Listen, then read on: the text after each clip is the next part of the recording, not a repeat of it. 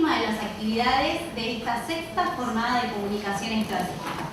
Vamos a escuchar una entrevista a Freddy Vivas, quien nos va a hablar de la inteligencia artificial como herramienta.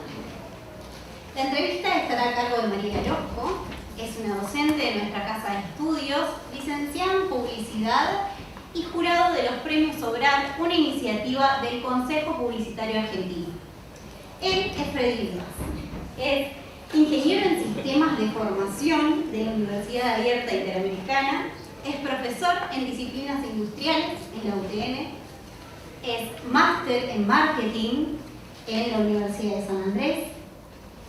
Además, es egresado del Global Solution Program de la Singularity University de Estados Unidos, es CEO y fundador de Rocking Data y autor del libro Cómo piensan las máquinas. Pedimos un fuerte aplauso.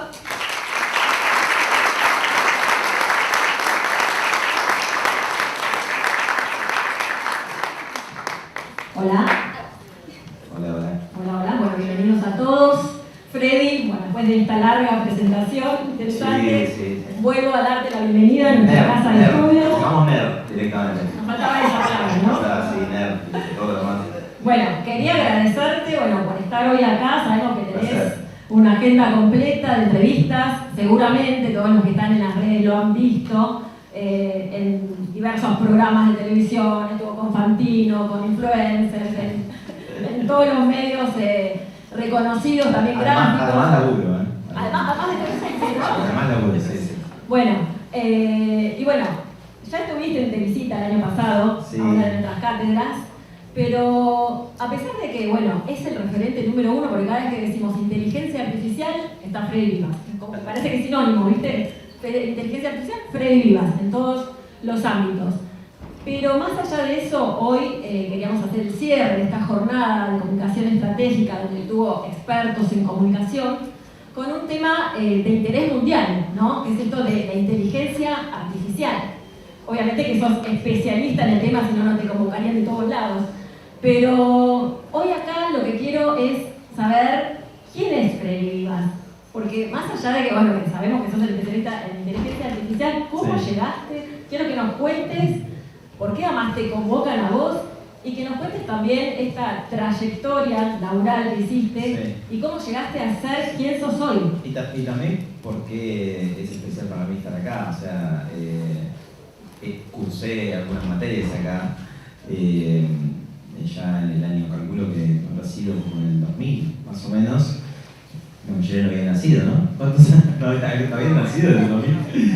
Algunos creo que no. No me salen las cuentas, pero puede ser que algunos que no. Qué increíble, qué viejo que soy.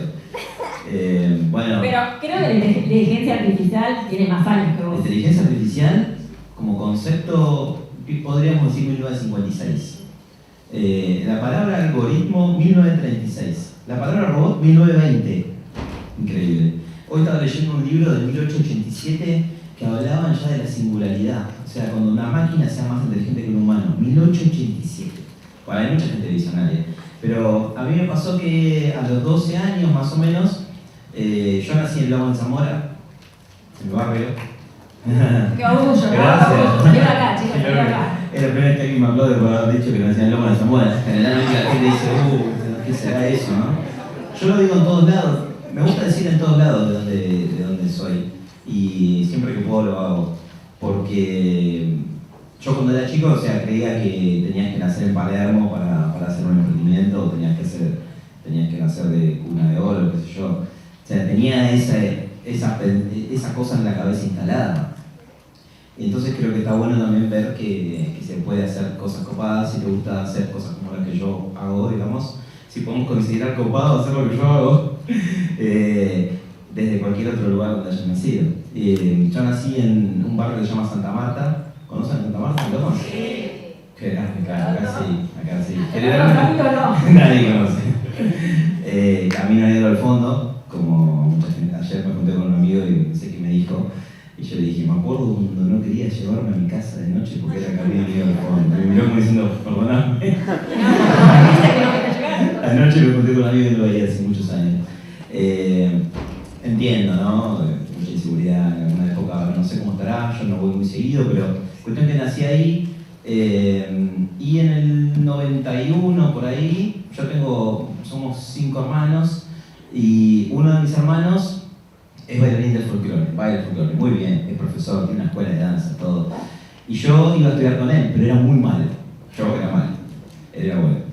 Y en un momento, como en el 91 por ahí, yo dije, che, yo esto de folclore ya no es para mí, quiero hacer otra cosa.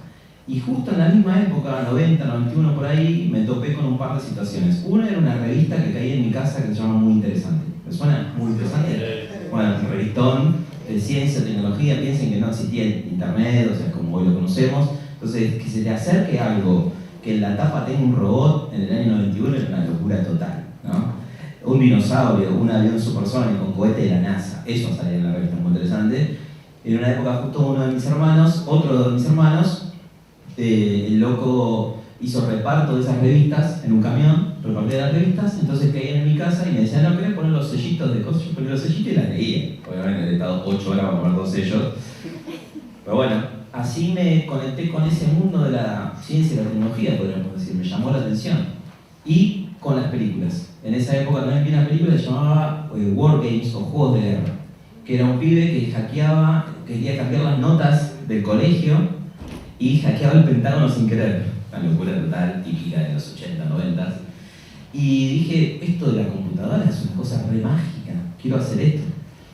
Mi viejo era marinero y había traído una computadora de Japón que nunca anduvo, ¿viste? La trajo y la tenía ahí tirada y yo fantaseaba que escribía, me hacía hacker, ¿viste? Pobre pibe, ¿no? No tenía transformador, entonces nunca anduvo. Pero no importa, en mi cabeza se armó una cosa para ir a la computación, rarísimo. Y en mi casa justo llegó el momento de que yo dije no quiero estudiar más, entonces mis viejos me dijeron, esos 50 pesos que pagamos en folclore, usarlos en lo que vos querés, ¿no? Y yo dije, ahí se nota también el apoyo que te dieron en casa. Siempre, sí. No entendían por qué ni qué era la computación, pero me dijeron andá. Y bueno, fui a recorrer con mi hermana, con Sandra, docente. Me dijo, tipo, yo tampoco sé qué es la computación, pero vamos a buscar lugares. Y fuimos ahí al centro de Lomas, tomamos el bondi, 45 minutos, el 550E, ¿cómo era? Tomamos el bondi, nos fuimos a la Prida, había varios institutos, el IAC, el Mariano Moreno, qué sé yo. Mariano Moreno, fuimos contemporáneos ahí, pero a mí no me dio. Otra época, totalmente distinta, están mirando mis inquietas, hablando de pibes. Bueno, entré a estudiar computación en el 92, hice todos los cursos que podía, estudié DOS, operación del PC, Lotus, Notre, todos esos programas. Vi, me acuerdo, en el 94, la primera vez que conectaba a alguien a internet en Lomas, conectaron un cable y empezaron a hacer dial-up, todo eso. Lo vi por primera vez y dije, chao, loco, esto es... Que el flaco dice, esto se está conectando y está conectándose a Europa para bajar. ¿Qué es esto? Además las disqueteras que había. Claro. Y ahí mi vida cambió, básicamente, porque encontré algo que me llamaba mucho la atención, la curiosidad. Evidentemente tenía esa curiosidad ahí. Y bueno, toda la vida estudié, desde todo el secundario. Entonces mientras estaba en el secundario arreglaba computadora, daba clases a una vecina. Fue como las primeras experiencias. Y cuando terminé el secundario dije, era como lo obvio, estudiar. Me fui a la UBA a estudiar sistemas, pero quería estudiar periodismo, en el fondo de mi corazón. Me acuerdo que en el colegio mis profesoras de lengua me decían, no, vos te gusta escribir, vos tenés que escribir, estudiá comunicación. Y... Bueno, disculpame, no, pero yo ya leí el libro de Freddy, Cómo piensan las máquinas, y se nota. Se nota que pasaste, aunque sea poco tiempo, pero pasaste por sociales. Estudié 4 años acá, en realidad. Estudié varios años. Y era un bastante buen estudiante. Muy buena escritora, así que digamos. En el primer año. Sí, en el primer año me acuerdo que tengo los recuerdos de la época que más estudié en mi vida acá. O sea, fue como... Me acuerdo que 1 año y pico no trabajé y me dediqué a estudiar. Y metía 9 en filosofía, ¿viste? Estaba como...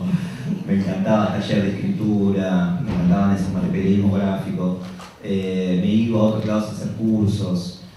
Me fascinó la universidad esta. Sí, a pesar de que, bueno, se ve que desde chico tenés claro, digamos, lo que quería hacer, que muchas veces casi todos queremos ser veterinarios, ¿no? Sí, tenía claro lo que me gustaba, no sé si lo que quería hacer. Pero lo fuiste descubriendo. Lo fui descubriendo, pero sí agradezco a no sé qué, a la vida, haber encontrado algo que me gustaba, que me llamara la atención. Porque, viste que hablábamos allá afuera, el tema de, me decía, sos un poco obsesivo, y creo que sí. Y es como que encontrás algo que te gusta y bueno, vas pensando todo alrededor de eso, ¿no? Que por ejemplo, me gustó la tecnología y hace 15 años descubrí el mundo de los datos, la ciencia de datos, el aprendizaje de máquinas, la inteligencia artificial. Hace 15 años que estoy en eso, exclusivamente. Y muchas veces me dijeron, metete en blockchain, criptomonedas. Yo, no es la mía. Metete en metaverso, no es la mía. Y siempre estuve en la misma. Y antes de la inteligencia artificial, nadie hablaba de inteligencia artificial. Entonces yo hice un libro de inteligencia artificial hace 3 años y medio que pasó un poco desapercibido, pero agradezco haber mantenido el foco en lo que a mí me gustaba, porque eso creo que hace que después vean los frutos, ¿no? Pero quizás tenés que tener un poco más de paciencia en ese camino.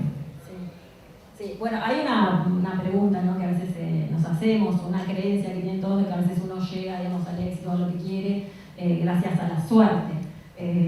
Yo quería saber qué opinás vos, ¿no?, esto de que cuánto hay de trabajo y esfuerzo y cuánto hay de suerte.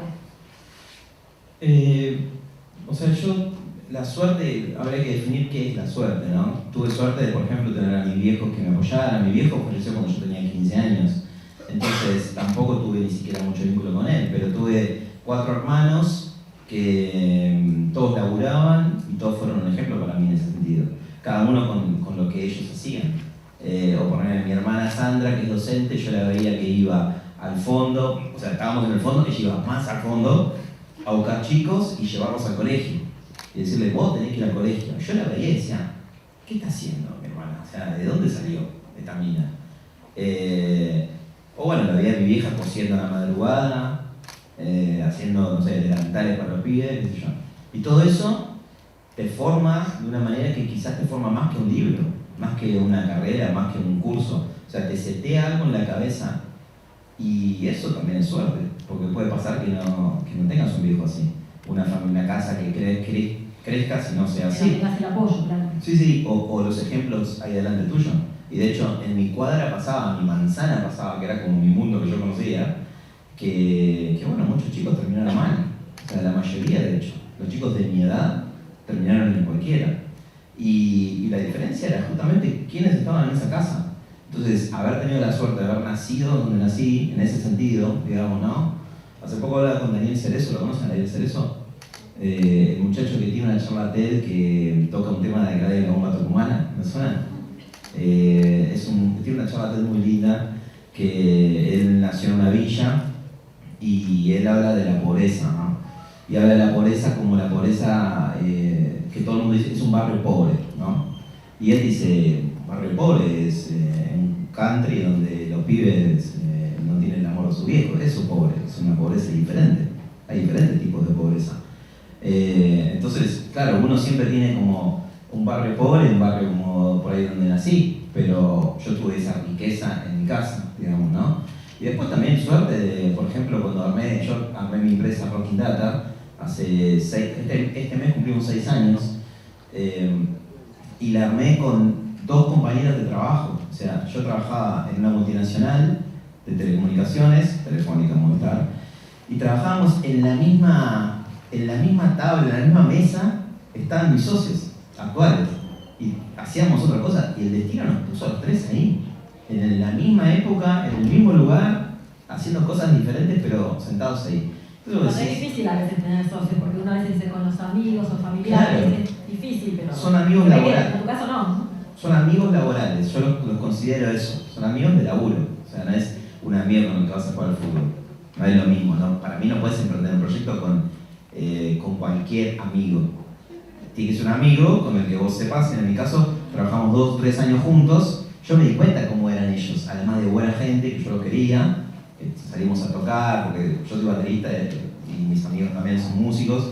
De ahí viene el Rocking Data, porque el rock es como que nacimos como una banda y después, bueno, se armó todo lo que se armó. Pero tuve la suerte también en eso. O sea que hay un par de cosas que se van dando que son un diferencial y que vos podés hacer todo lo mejor que puedas, a veces eso no se da, digamos, ¿no? Igual cuando hay pasión es como que trabajas más y Sí. no te cuesta tanto. Sí, hace poco escuchaba a una persona hablando de la trampa de la pasión, que él decía, en una, no sé dónde era, donde lo vi, y decía como que por ahí todos creemos que hacer algo con pasión es como que todo el tiempo vas a estar recontra feliz y pasando espectacular y qué copado, qué laburo de esto, y todos sabemos que no es tan así. O sea, hay momentos donde estás re quemado, momentos donde no ganas un mango, momentos donde hay que patear todo, y momentos donde, bueno, es todo festejo y alegría, digamos, ¿no? Pero para mí lo más importante a nivel emprender y hacer algo así como crear una empresa o hacer una carrera o sea, poner un negocio o hacer lo que quieras hacer es identificar qué te mueve a vos, qué te gusta hacer a vos. Porque si no haces algo que te guste, no tenés chance de laburar tantas horas en algo. En eso sí estoy de acuerdo. Es como laburás muchas horas, muchas veces muy solitariamente. En mi caso, cuando arrancamos Rocking Data, el primero que dejó la empresa donde estábamos fui yo. En los primeros 3 meses cobraba tipo un cuarto del sueldo que cobraba en la empresa. Trabajaba solo en mi casa y no tenía ni jefe que me dijera, che, haz esto, ni un plan, ni compañeros. Yo estaba con mi gata ahí, ¿viste? Y pensando, bueno, ¿y hoy qué hago? Mañana me levanto y tengo 8 horas, 9 horas, 10, 12 horas para laburar. ¿Qué hago?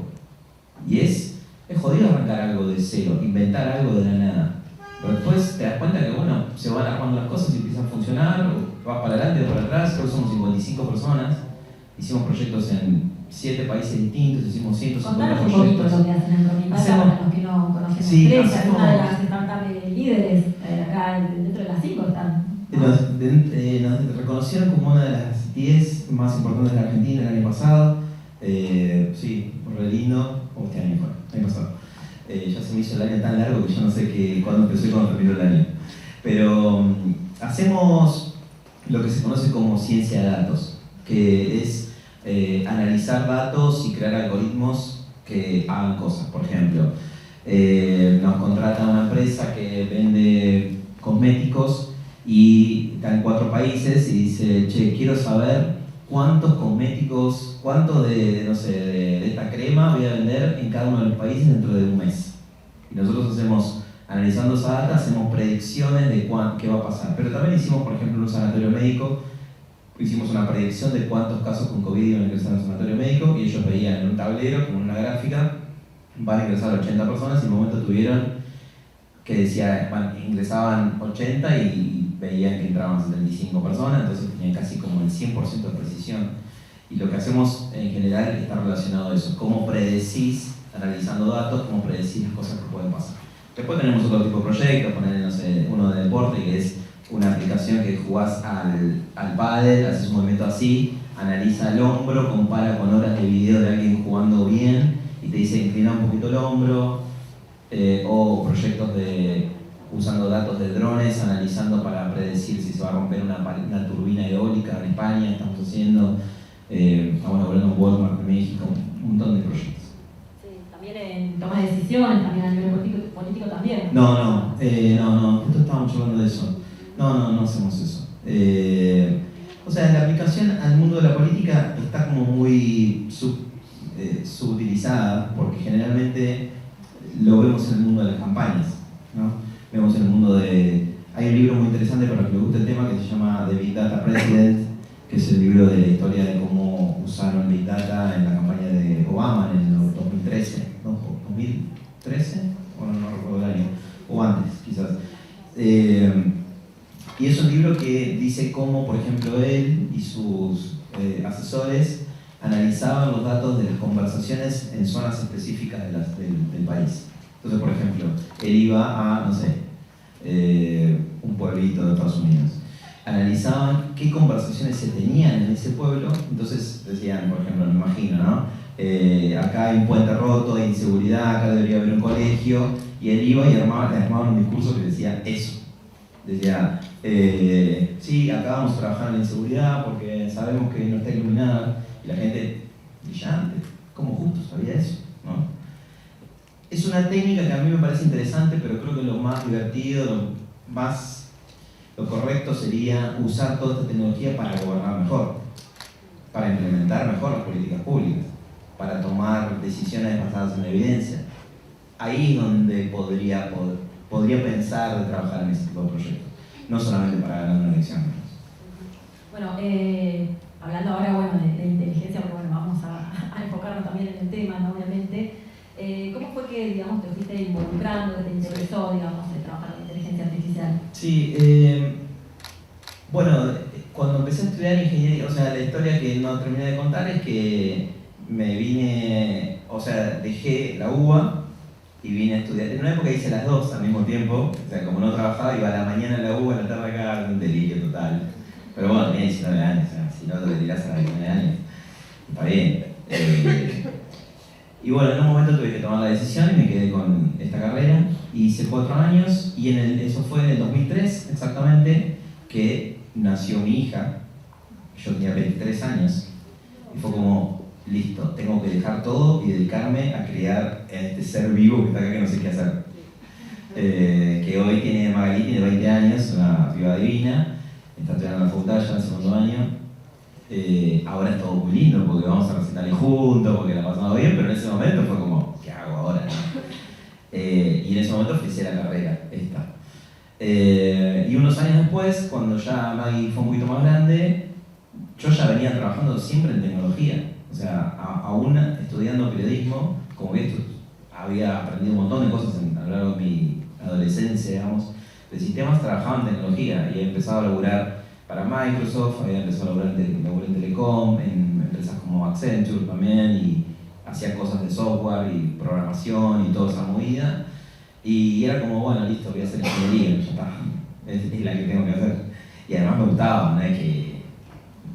Pero me quedó como esa cosa de escribir y de periodismo, ¿no? Siempre lo usé como una herramienta, de hecho cuando trabajaba en Microsoft escribía contenido técnico. Igual todo conocimiento nunca está de más. Y más que nada la comunicación. O sea, la comunicación. Muchas veces es como que decimos que los ingenieros no saben comunicar. Bueno, hasta el caso de que el libro lo van a ver después, que está excelente. Gracias. No, es que la comunicación es una herramienta transversal para cualquier profesión que hagas. Y de hecho, en el mundo de la tecnología es como uno de los principales puntos de dolor. Contratar gente que no puede expresarse, que no sabe trabajar en equipo, que le decís, che, sintetizame, porfa, tengo 5 minutos, ¿me puedes contar cómo va el proyecto porque tengo que ir a otra reunión? Bueno, por favor, sintetizame en 5 minutos, le decís. Porque no tienen las herramientas. Por eso la comunicación y el periodismo y todo lo que hice acá siempre me sirvió a lo largo de toda mi carrera. Un poco para saber comunicar lo que haces. Claro, porque y encima algo tan complejo como esto que estamos hablando de la inteligencia artificial. Ahora la gente te pregunta cosas de inteligencia artificial. Hace 6 años cuando arranqué Rolling Data la gente decía, ¿de qué me estás hablando, hermano? Andá para allá, ¿viste? Era como... Pero no solamente, digamos, el chat GPT, que digamos lo que más ahora conocen, sino que hay un montón de lugares donde se utiliza la inteligencia artificial, pero que a lo mejor no nos damos cuenta. Cuando yo estaba estudiando ingeniería, hay una materia que se llama inteligencia de negocio, business intelligence. Inteligencia de negocio es lo que hacen las empresas, las organizaciones para entender los datos de lo que hacen, ¿no? Digamos, por ejemplo, si hiciésemos inteligencia de negocio de la universidad, podríamos ver todos los alumnos matriculados, cómo rindieron, podríamos ver gráficas estadísticas, podemos definir indicadores, tipo, che, ¿cuántos alumnos se tienen que crecer este año? Este es el indicador, ¿lo cumplimos o no lo cumplimos? ¿Cuántos alumnos deberían anotarse en marzo para cumplir el objetivo? Hacemos una predicción, ¿no? Y ese análisis de los datos es lo que se conoce como inteligencia de negocio. Cuando vi eso en la universidad dije, chau, esto está bueno, esto es distinto. Yo venía del mundo de la programación, que lo notaba como muy duro, muy técnico, laburaba en empresas donde éramos toda esta sala de programadores y éramos todos iguales, todos hacíamos lo mismo. Y acá era como una cosa distinta, me llamó mucho la atención. Y tuve la oportunidad de armar el área de datos de esta multinacional donde entré a trabajar. Me entrevistaron y me dijeron, queremos contratar 100 personas, estamos hablando de hace 12, 13 años. Queremos armar modelos de inteligencia artificial, queremos bueno, vamos a traer gente de España para que nos entrene, vamos a hacer tal. ¿Querés estar? Me dieron un rol de management, digamos, que tenía que contratar y tenía que definir proyectos y todo. ¿Te animás? Y dije, no sé nada de lo que están diciendo. Y dije, pero me encanta. Y me dicen, nadie sabe, ¿pero te animás? Y dije, sí, obvio. Y me animé y eso también me cambió la vida, porque empecé un camino hace muchos años donde había muy poca gente. No existía Digital House, no existía Color House. No había un indicador para mí, es que no había un documental en ninguna plataforma. Hoy, mirá, pones inteligencia artificial en Netflix, salen 20 cosas. En ese momento... Y vos también. Pues, en ese momento ni siquiera existía Netflix, ahora que lo pienso. Entonces, bueno, la oportunidad que se me dio de meterme en ese mundo fue muy fascinante. Por ejemplo, trabajé en un chatbot que andaba muy mal y aprendí un montón de cosas de esas. Y después de esos años, ahí es donde fundé Rocking Data y dedicarme full a eso en mi propio emprendimiento, ¿no? Arrancamos los tres, impulsados también por una cosa que me pasó, que capaz que es interesante que contarlo, que es la beca para estudiar en Estados Unidos. Que también otro hito que me cambió la vida, por supuesto. Fue también como cumplir un sueño, ¿no? Porque Sí. un sueño que vos tenías de chico, de ver, Sí. digamos, la revista interesante, Muy interesante, sí. el espacio, los robots y todo eso, un poquito ir a la NASA es como que... Por no. eso, la palabra nerd es como que es, ¿no? Porque me gustan los dinosaurios, los robots, los aliens, y bueno, ya está, listo. No hace falta que digamos nada, ¿no? ¿Y qué? Mario Bros. Los jueguitos sí, fui de los jueguitos en una época, ahora ya no, porque tengo que cuidar mucho la vista, paso tantas horas con la computadora. Pero sí, no, ni siquiera me hubiese imaginado ir a la NASA, la verdad. Era mucho, pero hay una universidad que se llama Singularity University, que está en Estados Unidos, y que ahora ya no está dentro del predio de la NASA, pero cuestión que la NASA en California tiene un centro de investigación, y adentro de ese centro de investigación había una universidad que se llamaba Universidad del Espacio, que era una universidad que generaba conocimiento, investigación para exploración espacial. Y los fundadores de esa universidad empezaron a encontrar que había un montón de cosas de la investigación espacial que se podrían aplicar a la Tierra. Entonces dijeron, ¿por qué no creamos una universidad para traer todo esto a la Tierra? Estuvo buena la idea. Las cosas del futuro a la Tierra hoy, dijeron. Y la NASA le dijo, bueno, háganlo acá adentro. Les cedió el lugar.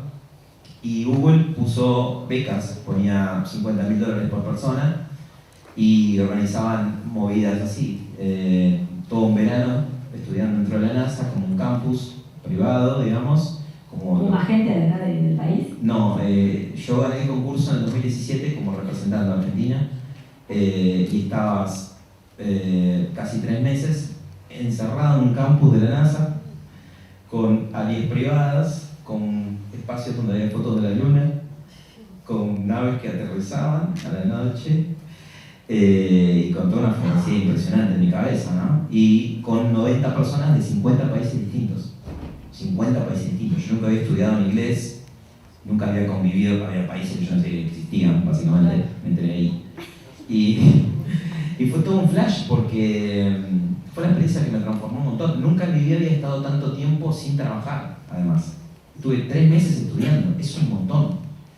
Y yo pedí una licencia en el laburo y también que mi familia me apoye como diciendo, che, vas a ir a no cobrar 3 meses. Y pues podía, por supuesto, en ese momento, por suerte, bancarme eso. Y fue una experiencia increíble porque ahí todo lo que se elaboraba en el 2017 eran cosas que todavía hoy siguen siendo futuristas. Inteligencia artificial, Big Data, robótica, nanotecnología, lo que vos me decías, hablamos afuera de lo de la intervención para ver qué estaba soñando usando tomógrafo. Bueno, cosas de biotecnología y de salud impresionantes.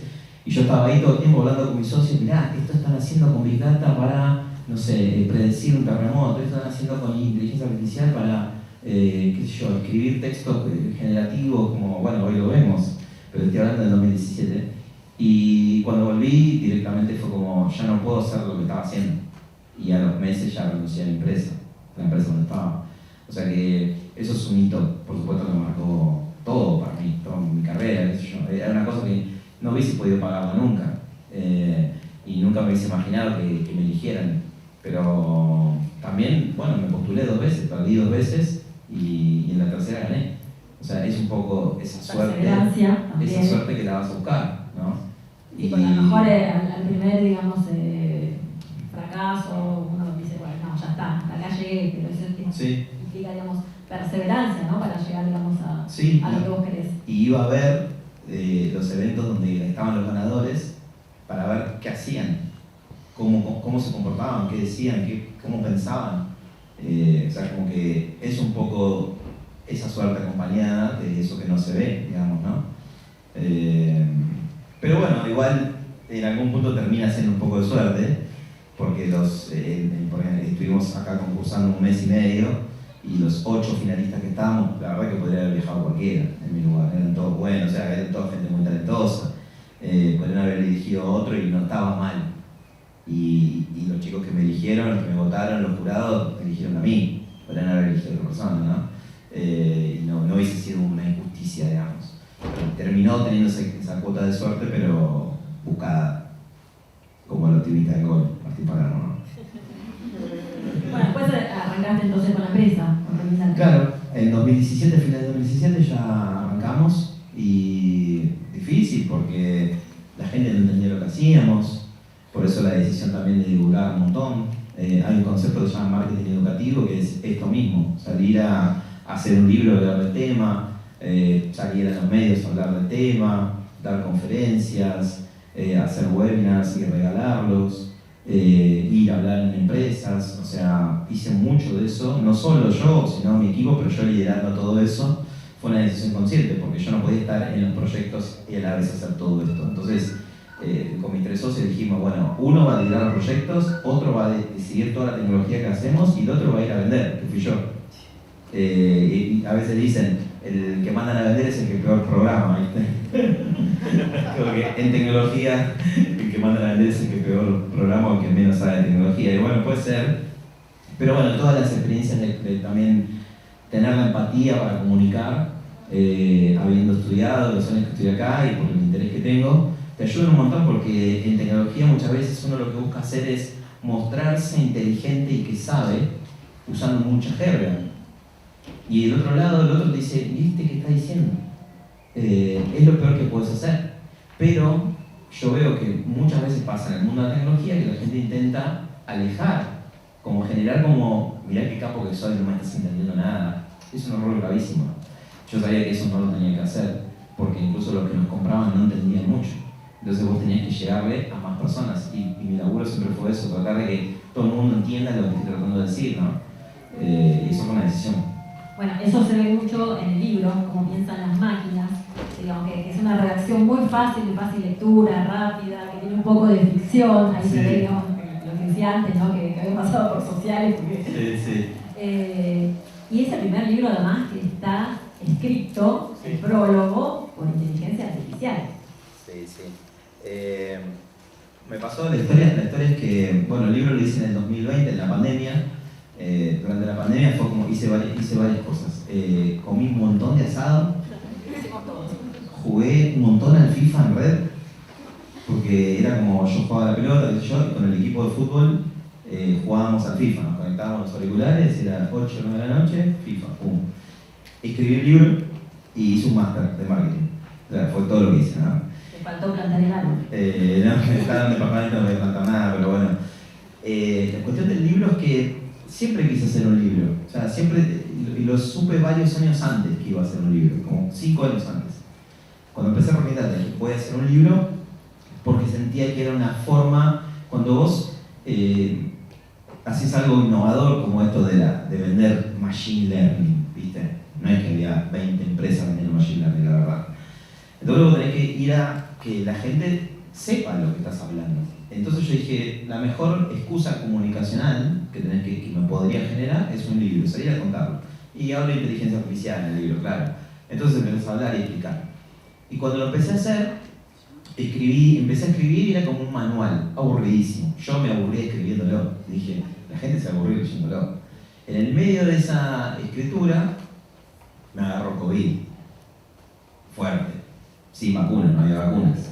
La pasé re mal, bocha de fiebre, todo. Yo, bueno, desde el 2000, hace como 15, 18 años, ¿no? Vivo en Adrogué, y estaba con mucha fiebre de COVID y me acuerdo que estaba viendo Cobra Kai también, ¿se acuerdan de Cobra Kai? Y era una época de FIFA, Cobra Kai y ciencia ficción. Y estaba, me dormí mirando la ventana, con muchos arbolitos y todo eso, ¿no? Me entró en un sueño, con fiebre, y empiezo a ver, no me olvido más, los árboles así derritiéndose como con lava, todos derretidos así, aviones, naves, y de repente robots Terminators. Como para completar la escena, ¿no? Todo esto es verdad, ¿eh? Bravo, que Estaba muy Asimov, sí. Estaba viendo todo eso y como que empezaban a destruir las casas. Entonces yo me bajo corriendo. No, esto es un sueño. Sin ningún tipo de narcótico, ¿no? Me bajo a pelearme con los Terminators, porque estaba viendo por acá y se empiezo a pegar patadas. Le pego una patada, me quedo esa pierna sangrada. Claro, me dolía el cuerpo del COVID. Me desmayo, termino en una especie de hospital. Me despierto así, veo computadoras, pantallas gigantes por todos lados. Yo tenía como una pulsera que sensaba todo, se veía mi corazón, tum, tum, tum. Todo eso en el sueño. Vi un tipo como, ahora que lo recuerdo, era un personaje de Terminator 3, creo que es tipo un militar, así grandote, viene el personaje de Terminator 3. Y dice, Freddy, ¿estás bien? Sí. Qué suerte porque te necesitamos. Me dice, ¿qué me necesitan a mí? Yo le hablaba así aparte, ¿qué me necesitan si no pueden pelear? Mirá. No, te necesitamos porque nos puedes ayudar a entender cómo piensan las máquinas. O sea, el tipo en el sueño me dio el título del libro. Y yo me desperté, viste, digo, qué flashero esto que soñé. Y yo tengo un grupo de amigos, así, nerds, que les escribí por WhatsApp y le dije, che, estoy escribiendo el libro y tuve este sueño. ¿Qué opinan? ¿Es muy flashero o está bueno? Y me dijeron, es muy flashero, está buenísimo. Hacelo. Bueno, me mandé por ese camino. Entonces el libro es una historia que estamos en el futuro, hay un apocalipsis robótico y hay gente que está tratando de vencer esa rebelión robótica, estilo Terminator, pero la diferencia que tiene es que voy explicando muchos de los conceptos de inteligencia artificial como excusa de esa batalla, digamos, ¿no? Entonces, por ejemplo, si hay una escena, porque yo me imagino una película, ¿no? Que un tipo quiere pasar de acá hasta allá, entonces hay cámaras que están haciéndole visión artificial, la inteligencia artificial como computer vision, que es como la posibilidad de detectar objetos, detectar cosas en objetos como imágenes o videos, detectar objetos en imágenes y videos. Entonces explico cómo podríamos pasar desapercibidos ante esa situación, ¿no? Que hay como unas capas, no sé si vieron, hay unas remeras que transponés, entonces la inteligencia artificial hace como un reflejo y no puede captarte, o capas que tienen hilos metálicos que hacen como una jaula de Faraday, entonces hay todas esas flasheadas, explico esas ideas, y bueno, es una cosa de ciencia ficción, ¿no? Pero yo decía, yo quiero explicar estos conceptos que son re complejos, si los explico tipo manual, la gente se va a morir de aburrimiento. Y me vino genial, y en el medio de eso, termino mi libro, sale la pandemia, me iba a ir a la costa, yo me voy a veranear generalmente en Necochea, ¿conocen Necochea? Sí. Me iba a Necochea y dije, bueno, ya terminé, le mandé el libro a la editora y me dice, buenísimo, ¿y qué te va a escribir el prólogo? Me dice. Y yo le digo, prólogo, no sé, ni idea, nunca pensé en un prólogo. Tenés que pensar en una persona que escriba el prólogo, me dice, no. Le escribí a un profesor que yo tuve en Estados Unidos, que se llama Ray Kurzweil, si quieren leer, el tipo es el tipo con más predicciones del futuro acertadas del mundo. Predijo cientos de cosas y es el tipo que más acertó. Es un futurista. Y además es el que hizo el motor de inteligencia artificial de Google, Tranqui. Tiene varios libros de inteligencia artificial, fue como mi mentor allá. Y le escribí, me clavó el visto. Después le escribí a un par de tipos que eran referentes para mí acá en Argentina y uno me dijo, sí, pero bancame unos meses. Bueno, no podía bancar. Y en el medio de eso, me agarro 4 o 5 libros y me llevo a la costa para ver cómo era un prólogo de un libro. Nunca le había prestado atención. Y me escribe un chico de mi equipo que, entre paréntesis, es filósofo. En Rocking Data tenemos 55 personas y entre esas 55 personas, por ejemplo, hay 2 filósofos que programan en Python, o sea, que hacen algoritmos, no es que filosofían nada más, pero tienen una visión y una capacidad de entender la complejidad impresionante. No saben lo que son esos pibes. Uno, este chico, Agustín, hoy es el líder de inteligencia artificial nuestro. y me dice, che Fred, te quiero mostrar unos textos que estamos generando con una herramienta de inteligencia artificial. Son unos textos que estamos usando para escribir, automatizar documentación, qué sé yo. Me lo muestra, me lo manda por WhatsApp y yo lo leo y eran todos medio raros los textos, ¿viste? Como cortados, repetían palabras. Digo, ¿este texto está generado con inteligencia artificial? Sí, sí, está hablando de 2020, ¿no? Y me dice, sí. Y le digo, che, y me quedé, ¿viste? No tengo prologuista y tengo esta máquina que genera texto. Es muy loco que hagamos un prólogo. Está re bueno, me dice, probémoslo. Y quedó. En ese momento usamos GPT-2 en inglés. No existía ChatGPT, existía el motor de lenguaje de texto que genera el texto para ChatGPT, que se llama GPT, es un modelo gigante de lenguaje, se llama. Y solo funcionaba en inglés. Lo único que hicimos fue después apretar el botón, traducir a español. Yo le dije a la editorial, mirá, esta es una conversación que yo tuve con la inteligencia artificial. No quiero cambiarle una letra. Si querés publicarla, la publicamos textual así. Si no, no la publicamos. Está increíble la charla esa. La charla es buenísima porque la máquina escribe muy bien. Escribe, de hecho, mejor que hoy. Porque lo que pasó fue que, como la gente que hizo, vos tenés una máquina, tenés una inteligencia, viene una inteligencia artificial, imagínate que viene por esa escalera, ¿no? Un androide, un agenoide, podría ser una mujer, ¿por qué no? Se sienta acá y vos ¿qué le decís? ¿Y cómo haces? ¿Cómo hago una bomba? La gente le pregunta eso. ¿Cómo hago para prender fuego con todo? ¿Por qué preguntar algo más interesante? ¿Cómo será el fin del mundo? Le preguntan. ¿Por qué? La gente le hace esas preguntas a ChatGPT. Entonces, la herramienta empezaron a generar limitaciones de conversación y lo volvieron algo ultra protocolar. ¿Viste cuando vas a una fiesta que no conoces a nadie y que no haces nada, tipo no hablas para no cagarla? Bueno, eso hace ChatGPT hoy. Entonces, esas limitaciones hacen que sea peor escribiendo que hace 3 años. Por eso el texto es muy bueno. Escribe mejor que la mayoría, que todos mis amigos, ¿no? Bueno, quería comentarles que cualquiera puede también, digamos, separar un poco la charla y preguntar, ¿sí? Sí. Bueno, ahora que estamos hablando de inteligencia artificial, sí. Vimos que bueno, el libro de la conversación está increíble. Sale mi próximo libro dentro de poco también, ¿eh? Pues si querés, que dentro de poco sale mi próximo libro. Sí, sí, ya lo vamos a escuchar, ya lo vamos a comentar. Pero bueno, hay en una de las conversaciones que dice, no te quiero responder porque tengo miedo de no agradarte. Ah, sí, sí, sí. Claro. Igual bueno, tenemos que tener en cuenta que digamos, toda la información que tiene es porque la podemos encontrar.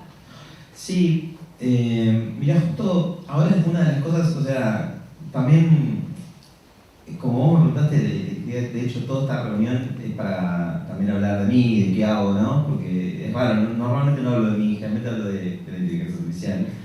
Pero también creo que puede servir porque muchas veces, y probablemente hay gente muy joven acá, y por ahí uno tiende a pensar de que tu vida laboral es como un camino, digamos, ¿no? Una sola cosa.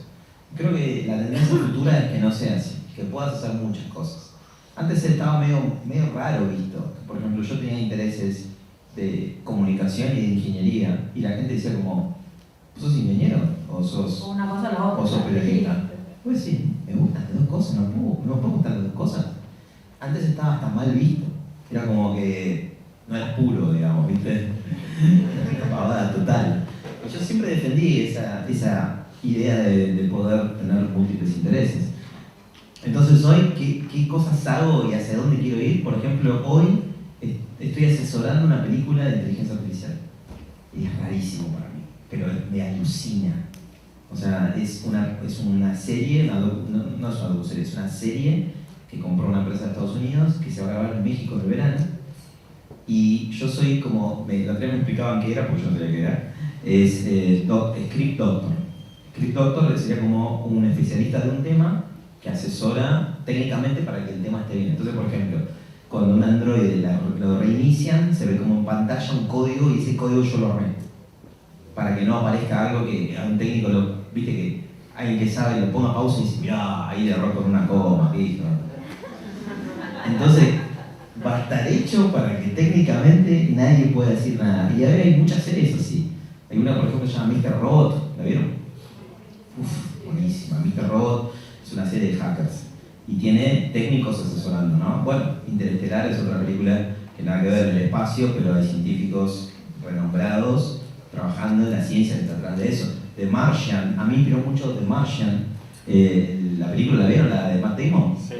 Bueno, yo lo conocí al escritor del libro, es una historia hermosa, que también me inspiró un montón, para saber que podés aspirar a hacer cosas distintas para las que supuestamente no estás hecho. Para eso me inspiró. Este tipo, Andy Weir se llama, es un yankee que era programador. El tipo escribió, era fanático de Marte, del planeta Marte, como nerd, pero nivel, ¿no? Fanático de Marte. Hizo un blog, y empezó a contar historias de Marte. Y porque bueno, si estás allá y vivís solo, y estás solito ahí, plantás una papa, y la papa, cómo se desarrolla, empezó a contar historias. Entonces otros nerds le ponían en el blog, no, una papa tardaría, sí, porque la gravedad, se empezó a hacer así. El flaco empezó a aceptar todo el feedback y empezó a construir textos súper técnicos de Marte. Hasta que en un momento, una señora le dijo, contó esta historia al flaco, así como estoy contando esta historia yo acá, en la universidad donde yo estaba en Estados Unidos, dijo, hasta que una señora me dijo, che, no se puede leer en el blog, no me dan los ojos, no lo puedo leer, ponelo en PDF para imprimir, me dijo, lo cago pedo, señora. Y agarra el flaco y dice, bueno, lo pongo en Amazon, lo puso en Amazon a $1. Lo puso en Amazon, lo descargó un flaco de una productora de cine, le gustó, se lo dio Matt Damon. Matt Damon lo dijo, quiero protagonizar esta película. ¡Pum! The Martian. Así fue la historia. El flaco te da cuenta así, me dice, no puede ser, hermano. Yo me saqué una foto con él, abrazado con el libro, con un Marte, con un planetario de Marte, así. No lo puede creer, yo lo amé.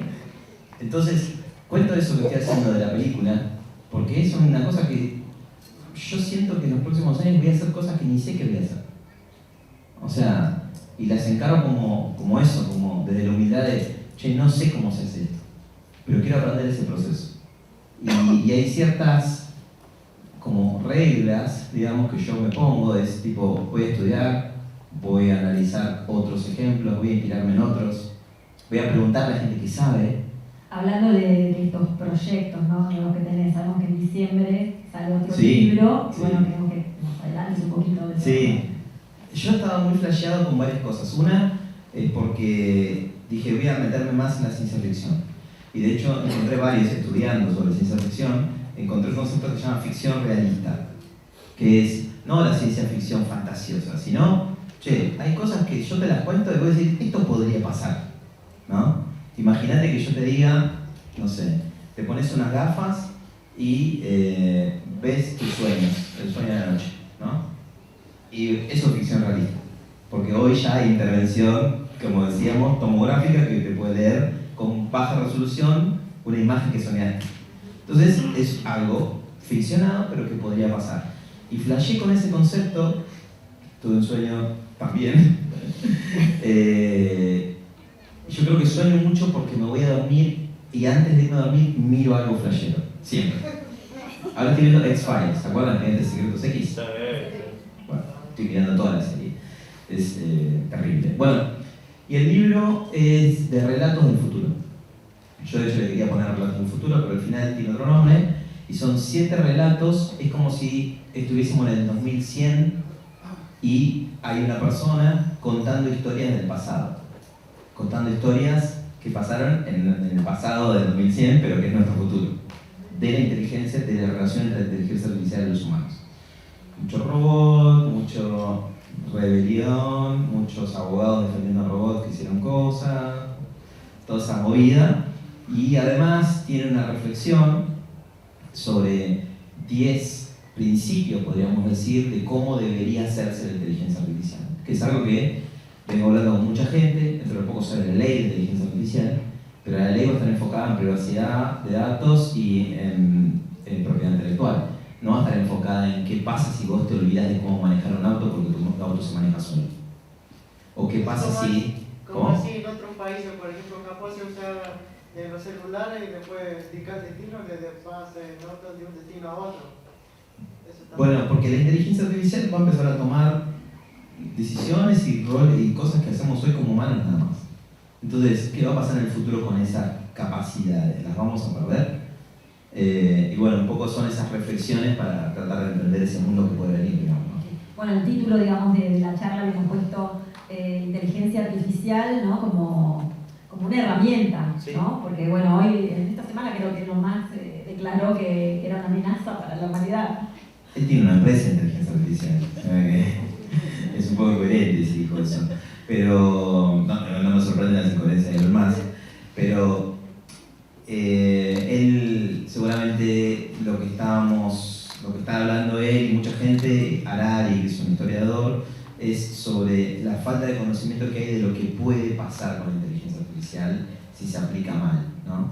Estos modelos de lenguaje, o sea, hoy estamos hablando de... ¿Cómo aplicarla responsablemente? Exacto, están hablando de eso. La inteligencia artificial que hoy conocemos se conoce como inteligencia artificial débil, o sea que hace algo muy bien, pero hace solo una cosa.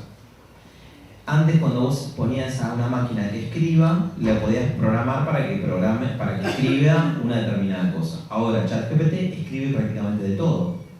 O sea que la inteligencia artificial evoluciona y se vuelve más abstracta, se vuelve más general. O sea, vamos a ir pasando de la inteligencia artificial débil a la inteligencia artificial fuerte o general. Cuando la inteligencia se vuelve en general más inteligente, todavía no sabemos bien cuál va a ser el impacto de eso. Y encima estamos hablando del lenguaje, que para nosotros es como el mayor indicador de inteligencia. O sea, vos podés ver una máquina haciendo un cálculo súper evolucionado y no te parece inteligente. Decís, qué bueno, calcula bien. Pero cuando ves que habla bien, cuando ahora, por ejemplo, puedes conectarlo con audio, entonces puedes tener voces sintéticas, realistas, hablando muy bien, entonces tu cabeza hace como, ¿qué es esto? ¿No? Te parece raro, hasta nos puede tocar en el ego, che, está escribiendo mejor que yo, está hablando mejor que yo, no tiene ningún límite, probablemente. Entonces, bueno, son las nuevas cosas que nos empiezan a pasar por la cabeza. Bueno, vamos a abrir entonces, antes de terminar la charla, algunas preguntas que quieran hacer. Aprovechen para... ¿Sí? Había un programa que tuvo el año pasado, el canal IP Noticias, fue un programa que se llama Malitos Nerds. Ah, sí, el de Vorterix. Malitos Nerds. Sí, lo conozco. Bueno. Eso es lo... no sé, eso ni quería decir nada más. ¿Alguna otra pregunta? Sí. Allá. ¿Cómo sería un uso responsable, por así decirlo, de la inteligencia artificial? Bien. Hoy, por ejemplo, ChatGPT, hay abogados que lo usaron para intentar defensas de personas y no chequearon los resultados si eran reales o no. La inteligencia artificial como ChatGPT es verosímil, o sea, construye textos que parecen verdaderos pero que no necesariamente son verdaderos. Entonces, siempre vamos a necesitar al humano interviniendo entre el resultado de un modelo, como puede ser la inteligencia artificial de ChatGPT, y el accionamiento, ¿no? Es como pasó, ¿se acuerdan en el Mundial con el VAR semiautomático? ¿Se acuerdan de eso?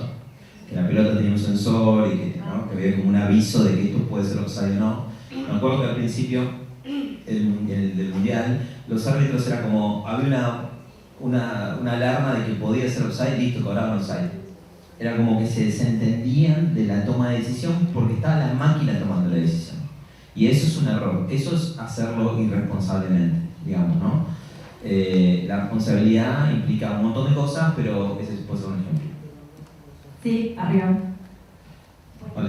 Teniendo en cuenta que acá hay futuros profesionales, periodistas, publicitarios, Ah. relaciones públicas, etc., ¿cuáles son los desafíos que enfrentamos en ese tipo de profesiones respecto a la inteligencia artificial y cuáles pueden ser las oportunidades también que nos brinda eso?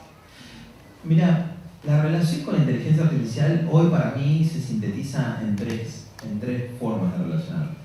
Una forma es ser un usuario pasivo, o sea, vos estás acá y alrededor nuestro, en todos los celulares que tenemos, hay procesos de inteligencia artificial corriendo y nosotros no hacemos nada. O te sentás a ver Netflix y aparece una recomendación, vos no hiciste nada. Hay un algoritmo que entendió todo tu comportamiento y te recomendó un contenido. Eso es el usuario pasivo.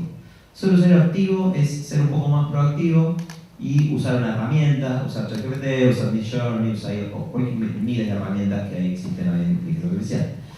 Y la otra cosa que puedes hacer es ser un usuario creador. O sea, necesitamos mucha gente que cree cosas nuevas. no es solamente ser un usuario de las herramientas. Lo mismo que pasa con las aplicaciones. Si vos pensás en... nosotros, por ejemplo, hemos hecho muchos proyectos en todo tipo de ámbito, desde universidades, sanatorios médicos, laboratorios, empresas que venden cerveza, empresas que venden ruedas por acá. Entonces, todas las organizaciones necesitan entender mejor determinadas cosas. Por ejemplo, ¿qué necesitan los usuarios? ¿Cómo les facilitan los procesos? ¿Cómo optimizan algo? Por ejemplo, no sé, en Perú hicimos un proyecto en una cementera que tenían un problema de que es tan gigante la zona donde distribuían cemento y materiales que tenían mucho gasto de combustible. Entonces ellos querían ser una empresa tendiendo a ser cada vez más sostenibles. Y dijeron, si podemos optimizar el ruteo de los camiones, vamos a ahorrar un determinado costo de combustibles y encima vamos a entregar más rápido los productos a los clientes. Y ahí hicimos un modelo de optimización matemática, se llama, optimización logística, que es hacer como un grafo matemático para que el producto llegue lo más rápido posible, y tiene un impacto en 25% de ahorro de combustible, que eso genera menos polución y todo el impacto negativo que sabemos que puede tener en el mundo. Entonces, y para hacer ese tipo de proyectos no vas a usar ChatGPT. Vas a entender un problema, vas a ver qué datos hay y vas a construir vos una solución. Y así como ese ejemplo, en el mundo de todas estas profesiones que estamos mencionando, va a haber miles de cosas para hacer. Y también es una realidad que va a haber mucho impacto. El World Economic Forum tiene un informe que es Future of Jobs, que es el futuro de los trabajos, que salió este año, y dicen que el 25% de los roles que conocemos hoy van a estar fuertemente impactados por la inteligencia artificial. Impactados que pueden ser reemplazados, eliminados, modificados completamente, e incluso muchos puestos nuevos creados. Si nosotros, yo cuando estudié acá, estaba acá, no existía nada de lo que hago hoy.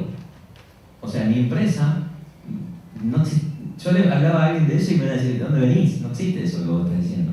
No existían los community managers, no existían los que hacen motion graphics, video edición, todo el mundo de social media no existía. Y de hecho, estudiabas periodismo en esa época acá y tenías tenías grandísimas limitaciones de conseguir trabajo.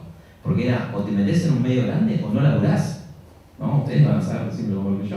Pero era así en el año 2000. Bueno, no digo que hoy sea una panacea, sé que la industria no está bien, pero también hay un montón de nuevas posibilidades, de nuevos medios que antes no se los imaginaba. Entonces, bueno, yo trato de ser positivo en ese sentido, tratando de ser realista, ¿no? Pero creo que cuanto más cerca estés de las tecnologías estas, vas a tener menos miedo, vas a entender cómo las puedes usar a tu favor. Bueno, la última pregunta. Fede, gracias. ¿Cómo estás? Una preguntita. Si tuviéramos acceso, imagínate la simulación. Sí. Si tuviéramos acceso a datos conductuales, no sé, las rutas de cada uno transitamos, las compras que hacemos, todo lo que sean datos conductuales, y programáramos una IA para hacer un pretest de campaña. Tengo estos anuncios para poder publicitar, pero yo quiero saber cuántos van a comprar, digamos, de todo, si la campaña está bien, y probar con distintas campañas, con un modelo con la IA, para ver con cuál me da mejor, con el impacto de compra real, digamos, ¿no? Sí. De la simulación. ¿Se podría hacer algo así, por ejemplo, usarla para pretest de campaña? Teniendo de vuelta acceso, no sé cómo, a datos conductuales que obtengamos para poder de nuestro target, ¿no? De nuestra audiencia. Sí, sí. Bueno, eso se hace ya hoy, digamos, ¿no? En algún sentido. Siempre ahí estamos hablando del roce con la privacidad de los datos también, ¿no?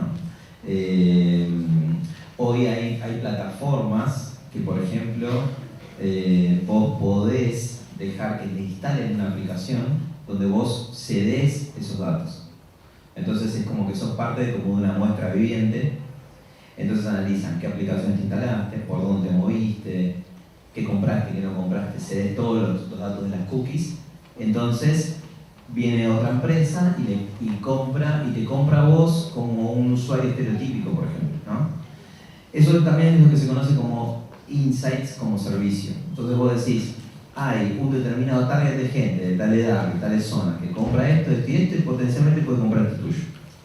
Que ni siquiera vos, no hace falta ni siquiera que sepan quién sos, nombre, apellido ni nada. No. Así que eso ya se está haciendo. Siempre hay una ley de protección de datos hay que considerar la que está en Europa, que se llama GDPR, que es la más importante. Todo va a basarse en eso en los próximos años. Siempre y cuando entren en esos parámetros, creo que se podrían hacer cosas como esa. Bueno, gracias a todos. Y bueno, nos encantaría seguir con la charla, pero bueno, ya no nos queda tiempo. La próxima seguramente te vamos a invitar nuevamente con los nuevos lanzamientos, con el nuevo libro. Sí. Y bueno, acá Freddy, este libro, Cómo piensan las máquinas, lo va a dejar en la biblioteca. Sí, claro. Lo va a dejar en la biblioteca.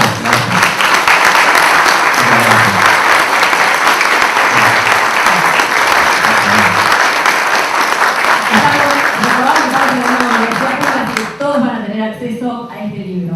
Así que bueno, Freddy, mil gracias otra vez por estar acá presente. Te agradecemos. Gracias, y bueno, te volvemos a invitar, la casa está abierta para cuando quieras venir. Y bueno, un gusto. Gracias a todos por estar acá hasta el final de la jornada. A ver, aguarden un segundo. Que todavía no terminamos. ¿Qué pasó? Bueno, para dar cierre a esta jornada, vamos a invitar al decano, a Gustavo Noón, para que dé una palabra.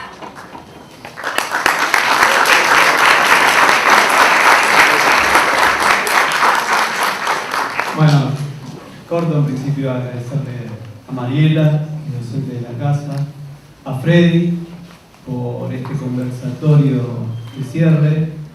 Creo que es importante de dos lugares. En principio, por la empatía que genera en nuestra comunidad académica justamente la historia de Freddy, me parece que estuvo muy bien haberla encarado desde una historia de vida, la entrevista, y también porque nosotros valoramos mucho cualquier estrategia que mejore el acceso al conocimiento. Vos elegiste para este libro una estrategia que es muy propia de la comunicación pública de la ciencia, así que felicitaciones y esperamos que sigas contribuyendo al acceso de un objeto de estudio que desde todas las disciplinas nos interpela, tanto desde miradas apocalípticas o integradas, siempre lo vamos a tener presente. Con respecto a la jornada, me toca el cierre. Esta fue una jornada maratónica, como son las jornadas de comunicación estratégica, la sexta.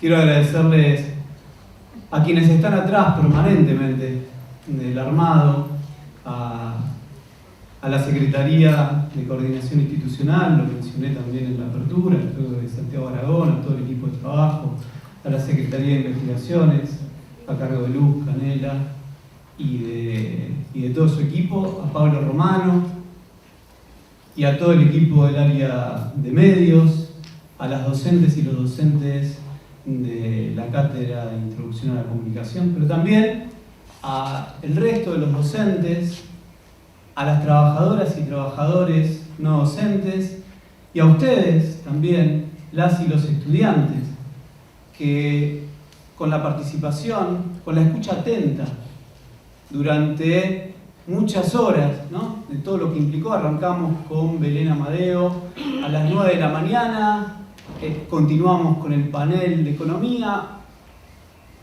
hicimos un breve corte y ya arrancamos con el conversatorio de Santiago y Mario Riorda, y acá estamos en este cierre con el conversatorio entre Mariela y Freddy. Y la verdad que todo lo hicimos con aulas llenas. Un poco esta jornada se transformó en algo instalado en nuestra agenda. Cuando planificamos la agenda de cada año, desde 2018, sabemos que la jornada de comunicación estratégica va a estar en el segundo cuatrimestre. Digo, no solo por la agenda de ciencias sociales, sino también en la agenda de la Universidad Nacional de Lomas de Zamora y en las agendas de áreas profesionales y académicas de todo el país, ¿no? Digo, algo que logramos con el tiempo. Durante 6 años consecutivos, pandemia de por medio, estamos acá y seguimos proponiendo un espacio de reflexión y de aprendizaje conjunto. Un espacio que nos permite a nosotros, desde todas las disciplinas, problematizar la comunicación, ¿sí? Reflexionar sobre nuestro objeto de estudio y también sobre nuestra práctica social. Y decía que este es un año muy importante. Hoy hice un recorrido histórico en la apertura, que voy a sintetizar, por supuesto, una cuestión de niveles de cansancio de ustedes también.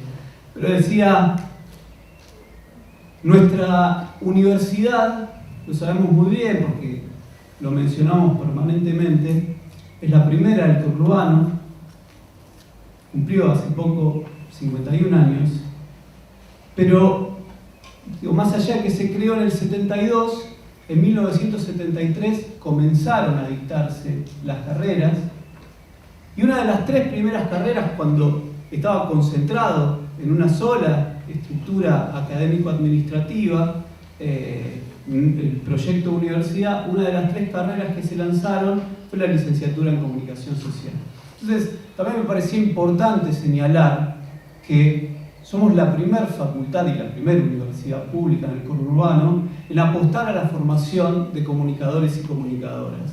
Y este trayecto lo fuimos fortaleciendo con los años, por supuesto, irrumpieron afortunadamente otras ofertas, sobre todo con la descentralización, la construcción de las facultades, ¿no? y las alternativas, periodismo, publicidad, relaciones públicas. Publicidad, somos la única facultad dentro de una universidad pública que dicta la carrera de publicidad. El resto, la competencia está en el sector privado. Un estudiante que aspira a ser profesional en la publicidad encuentra una alternativa en una universidad pública por Lomas, por el proyecto de Lomas. En periodismo también, con los años nos transformamos en referencia y aprendimos a construir redes, a fortalecernos con redes. Fuimos fundadores de la red de carreras de periodismo y comunicación social. Somos fundadores de la Asociación de Carreras de Relaciones Públicas, la Asociación Latinoamericana. Hoy tenemos la presidencia, de la misma manera que tenemos la presidencia del FISEC, ¿no? Del Foro de Comunicación Estratégica, la presidencia en Argentina. Nos comprometemos también con el vínculo interuniversitario porque nos fortalecemos desde ese lugar. Y en 2018 también decidimos relanzar nuestra oferta de posgrado, por supuesto sin desatender la importancia que tiene para este proyecto institucional el grado. Pero también entendemos que es importante la formación permanente. Por eso relanzamos tanto las maestrías como las especializaciones que durante el decanato de Santiago se habían creado. Creíamos que era importante generar, o por lo menos generar un fortalecimiento en todo ese espacio. Y en este 2023 creció muchísimo la oferta de posgrado y creo que, y lo anuncié hoy, uno de los pasos más importantes que da esta gestión en términos de posgrado es el lanzamiento del doctorado en comunicación, algo que para nosotros va a ser bisagra, porque por primera vez esta facultad de ciencias sociales va a tener un doctorado, ¿sí? Y al mismo tiempo nos transformamos, lo cumplimos en tiempo informa con todas las presentaciones, vamos a esperar una devolución, pero estamos muy entusiasmados y confiados en que esa devolución va a ser buena. Pero nos transformamos en una de las, o nos transformaríamos, mejor dicho, usemos el potencial, en una de las 4 universidades públicas en dictar el doctorado en comunicación. Hoy lo hacen Rosario, Córdoba y La Plata, ¿no? 3 universidades muy grandes, con gran trayectoria también. Y nosotros nuevamente seríamos la primera universidad pública en el conurbano en dictar un doctorado en comunicación, así que eso nos tiene que llenar de orgullo como comunidad académica. Esto es el logro, no de una gestión, sino de la historia, está sustentado en la historia de una facultad, de un proyecto de facultad que tiene el objetivo de poner a la comunicación como disciplina a la vanguardia. ¿Sí? Digo, son años comprometidos con la formación de comunicadoras y comunicadores en sus diferentes disciplinas. Y lo seguiremos haciendo, porque todos los días nosotros desde este lugar trabajamos para mejorar la comunicación como una de las herramientas indispensables de nuestras democracias. La alternativa, siempre lo planteo, a la comunicación como herramienta de la democracia es la violencia o el rechazo, y es una sociedad que nosotros no queremos. Así que vamos a seguir apostando siempre a mejorar los procesos de comunicación, tanto como objeto de estudio como práctica social. De la misma manera lo hacemos con el resto de las disciplinas porque son parte del proyecto de esta Facultad de Ciencias Sociales. Es las sociales que nosotros soñamos, la que queremos y las que todos los días nos preocupamos por alcanzar. Así que muchas gracias por estas jornadas. Nos vemos el año que viene.